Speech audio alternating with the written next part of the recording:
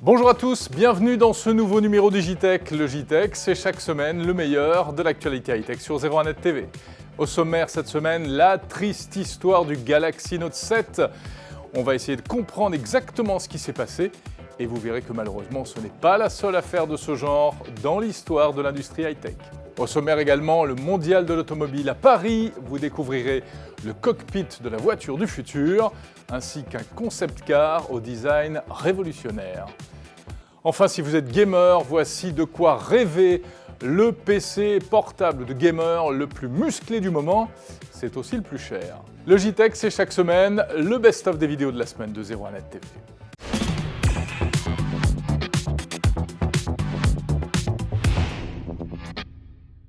Alors, la question maintenant, c'est de savoir qu'est-ce qui s'est passé. Est-ce qu'on sait, à ce jour, techniquement, ce qui s'est passé? C'est intéressant parce que cette semaine, justement, dans le New York Times, il y a eu plusieurs témoignages, notamment d'employés de Samsung.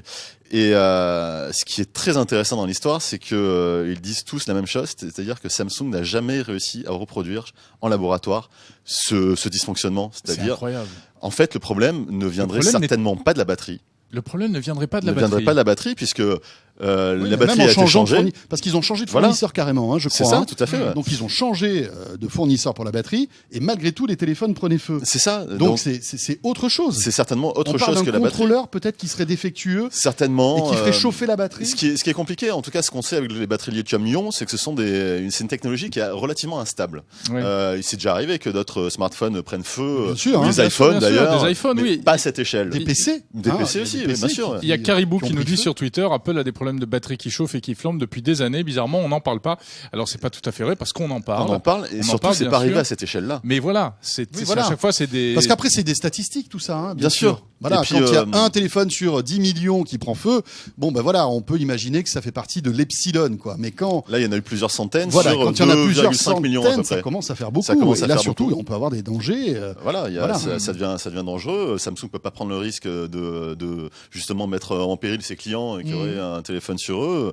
Donc, finalement, ce Note 7, il a certainement un défaut de conception. Alors, c'est intéressant parce qu'il y a des spécialistes de Samsung, notamment un journaliste américain qui s'appelle Geoffrey Kane qui a écrit un bouquin sur Samsung et qui lui dit que depuis 2 ans Samsung est devenu une espèce d'organisation quasi militaire en termes de fonctionnement.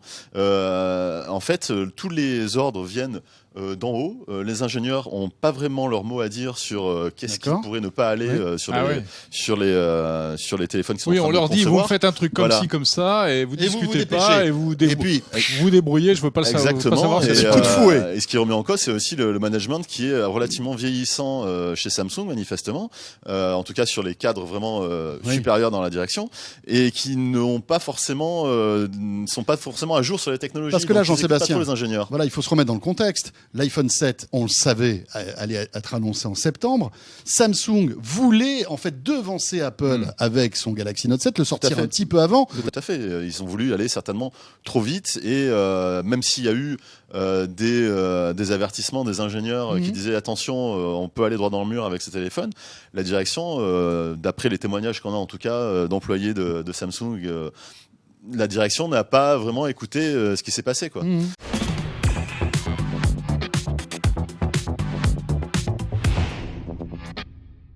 C'est un bien triste top 3 que nous vous présentons aujourd'hui sur 01net TV. Et oui, car l'histoire de la high-tech est malheureusement pavée de bien mauvais souvenirs. En voici 3, vous vous rappelez sûrement.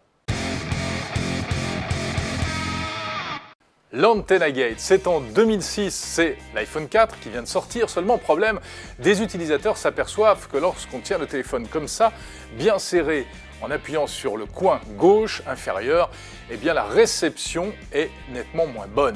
Le nombre de barres de réseau diminue de manière dramatique. Alors Apple réagit de manière assez légère en envoyant un communiqué pour expliquer que c'est tout simple, il suffit de le tenir autrement, l'iPhone. Mais en même temps, c'est une manière de dire qu'il y a bien un problème de réception. Alors, en juillet 2010, eh bien, des consommateurs américains se groupent et annoncent qu'ils vont attaquer Apple en justice. Ouh là là, ça chauffe. Apple est obligé de réagir un peu plus fortement en expliquant que c'est rien, c'est un problème logiciel qui perturbe en réalité l'affichage des barres. Grosso modo, c'est pas que le patient a la fièvre, c'est que le thermomètre est en panne. Apple promet une mise à jour, mais ça ne passe pas. Les consommateurs sont toujours en colère, l'affaire prend de l'ampleur. Steve Jobs est obligé d'interrompre ses vacances à Hawaï et de rentrer pour faire même une keynote au cours de laquelle il annonce la solution ultime. Apple va offrir à tous les clients de l'iPhone 4 un bumper. C'est cette protection qui avait été conçue au départ pour protéger l'iPhone contre les chocs et qui se révèle être la meilleure solution au problème d'antenne. Coût de l'opération pour Apple, environ 50 millions de dollars.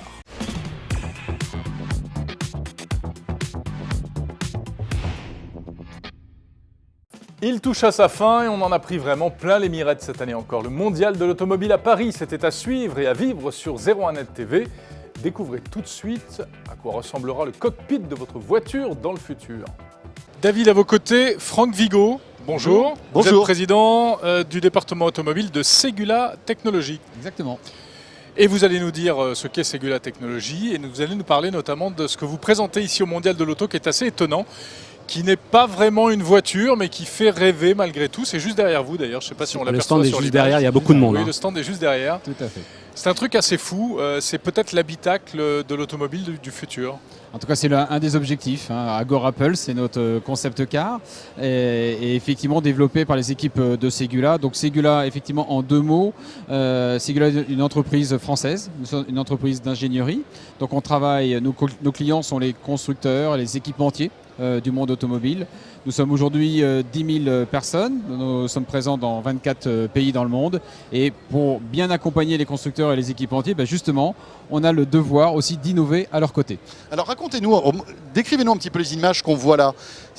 On comprend bien, c'est-à-dire qu'on a en incrustation sur le pare-brise des informations, c'est ça ?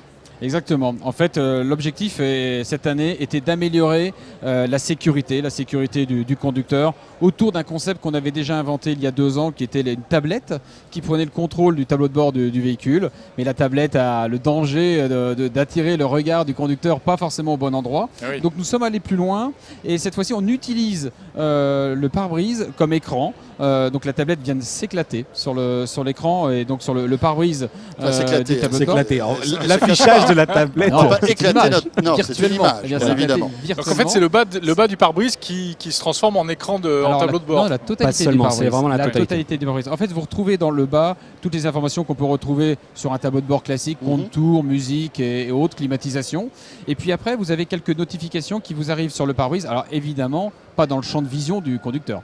Et elles arrivent sur les côtés, à droite ou à gauche, en fonction des informations, mais des notifications qui arrivent sur votre téléphone de temps en temps, un SMS par exemple. On vient de voir une la température. information, donc la température, on est sur le tableau de bord, mais on peut avoir un peu plus haut, on l'a vu tout à l'heure, donc des SMS qui peuvent arriver, des informations sur le trafic, des bouchons notamment qui peuvent arriver, un certain nombre d'informations qui arrivent, voyez, sur le côté, et donc le conducteur.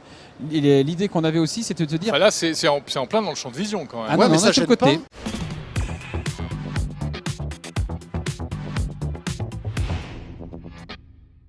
Bienvenue sur 01net TV, nous sommes toujours au mondial de l'auto, cette fois-ci sur le stand de Lexus pour découvrir l'UX, ce concept, un concept car complètement futuriste, assez incroyable.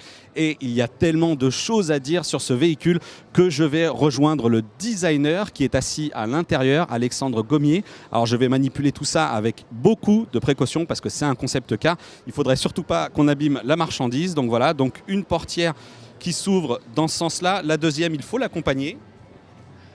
Voilà, donc une ouverture intégrale sur un véhicule, vous allez le voir, assez incroyable. Donc je retrouve Alexandre à l'intérieur. Alors Alexandre, expliquez-nous un petit peu qu'est-ce que c'est que ce concept UX. Oui, donc le design du concept UX est basé sur une forme en X, c'est-à-dire que les volumes extérieurs viennent à l'intérieur et de même les volumes intérieurs partent vers l'extérieur. Donc on a développé une sorte de design interactif avec une interface en 3 dimensions. C'est-à-dire qu'on s'est libéré de la contrainte des écrans plats et on est venu créer un design vraiment immersif avec des volumes sur lesquels les graphismes sont appliqués dans l'espace. Donc ça nous a complètement libéré les contraintes. Du côté immersif, futuriste, cette planche de bord, elle est assez incroyable. Vous pouvez nous la détailler si on peut partir de derrière le volant, le centre. Qu'est-ce qui se passe sur cette console centrale ? Oui, bien sûr. Du fait, la planche de bord en fait, a ses caméras proéminentes en partie supérieure. Et la planche de bord est réduite à son essentiel et intègre les fonctions classiques, bien sûr, du compteur de vitesse, mais aussi de la navigation. Et la console dispose d'un système holographique avec une contrôle gestuelle.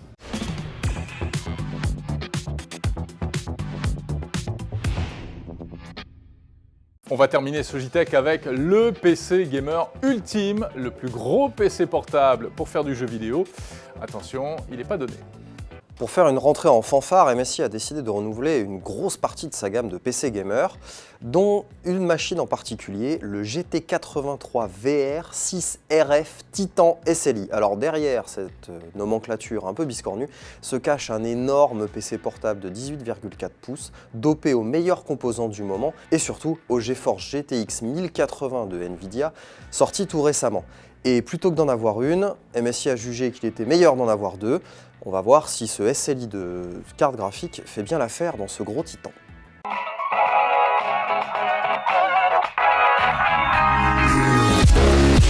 Et bien entendu, qui dit grosse machine, plein de perfs, dit gros prix. Et là, MSI n'y est pas allé avec le dos de la cuillère. La machine est vendue 6 200 € dans le commerce.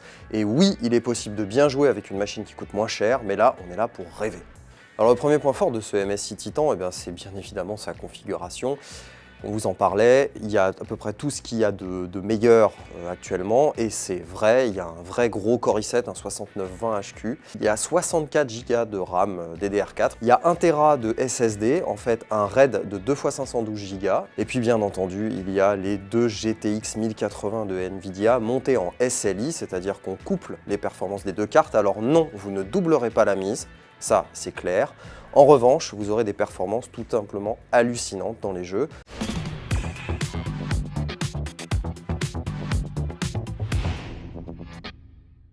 Voilà, c'est la fin de ce JTech. Merci de l'avoir suivi. Surtout, abonnez-vous à notre chaîne YouTube et n'hésitez pas à mettre un petit pouce bleu à cette vidéo.